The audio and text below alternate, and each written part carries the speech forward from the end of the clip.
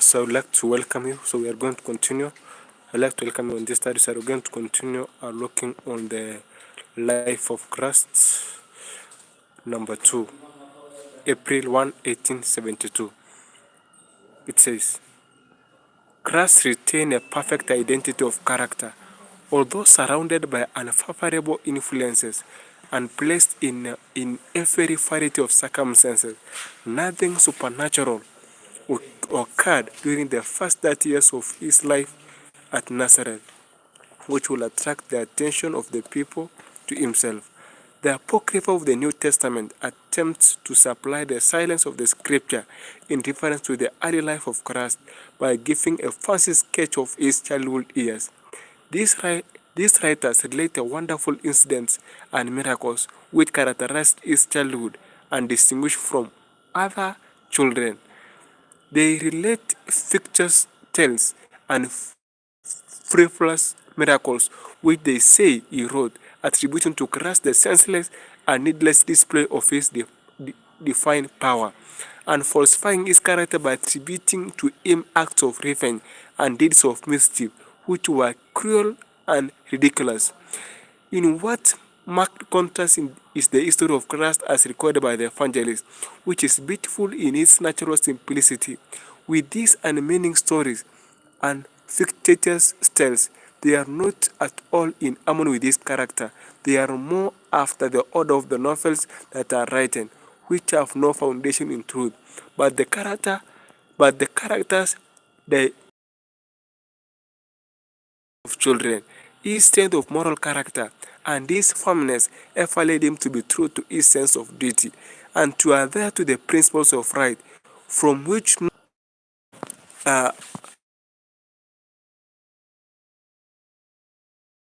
applause or could not purchase or flatter him to consent to a wrong action.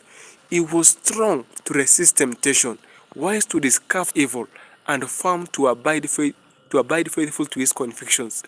The wicked and unprincipled will flatter and portray the play of sinful indulgence, but his strength of strong to resist the suggestion of Satan. His penetration had been cultivated that he could discern the. He will not suffer from little to obtain the favor of any. He will not sell his principle for human praise or to avoid reproach and the envy and hatred of those who were enemies to righteousness and true goodness. And true goodness. The life of Christ was passed in simplicity and purity. He possessed patience, which nothing could ruffle, and truthfulness could not be turned aside. His willing hands and feet were ever ready to serve others and lighten the burden of his parents. His wisdom was great, but it was childlike and increased with his years. His childhood possessed peculiar gentleness and marked loveliness. His character was full of beauty and unsullied perfection. It was said of him, the child grew, waxed strong in spirit, was filled with wisdom, and the grace of God was upon him. Important and useful lessons to be drawn from the life of Christ. What example for parents in educating their children, and what a pattern we here find for all children and youth. If children will have firm constitution, the path of obedience is exalted by the majesty of heaven, coming to the earth and condescending himself to become a little child, and living simply and naturally, as children should live, submitting to restraint and privation. An example of faithful industry, showing them by his own life that body and soul are in harmony with the natural laws. Christ's example shows that a sound in constitution is necessary for strength and the high moral attainment which are susceptible to the divine influence of the Spirit of God. Although children live in a fallen world, they need not be corrupted by vice. They may be happy and through the merits of Christ attain heaven at last. But happiness must be sought in the right way and from the right source. Some think they may surely find happiness in a course of indulgence in sinful pleasure or in deceptive worldly attraction, and some sacrifice physical and moral obligations, thinking to find happiness, and they lose both soul and body. Others will seek their happiness in the indulgence of a natural appetite and consider the indulgence of taste more desirable than other than life. Many suffer themselves to be enchained by sensual passions and will sacrifice physical strength, intellect, and moral powers to the gratification of lust. They will bring themselves to untimely graves, and in the judgment will be charged with the self-murder. Is this the happiness desirable which is to be found in the path of disobedience and transgression of physical and moral law? Christ's life points out the true source of happiness and how it is to be attained. His life points the direct and only path to heaven. Let the voice of wisdom be heard. Let her mark out the path. Our ways are ways of pleasantness, and, and all our paths are peace.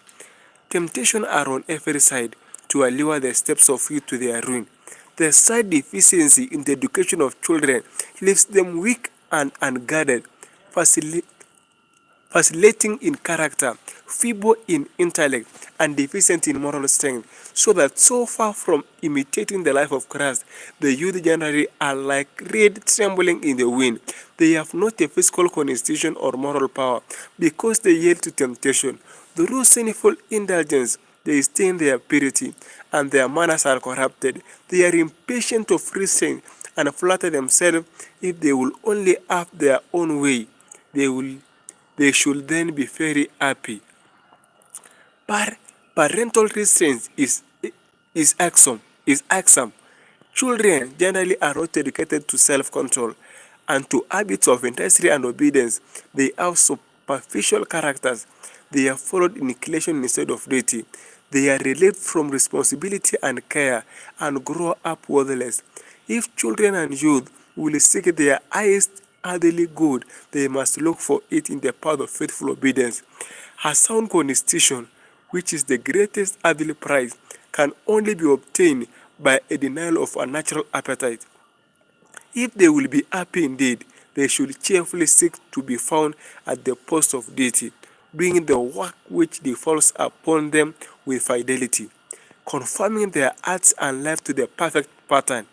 They will then, in their efforts to preserve integrity of soul, have the power of God, and His Spirit and grace will strengthen the intellect. In their effort to train their minds for usefulness, they will be a blessing to others, instead of seeking to place themselves, and they will be shielded by the strong bands of moral obligation, and will not be inclined to give license to the evil propensities of the heart. They will then be happy indeed.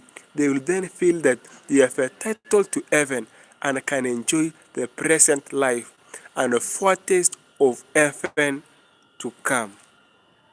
Please continue to meditate it as we meet tomorrow. Be blessed.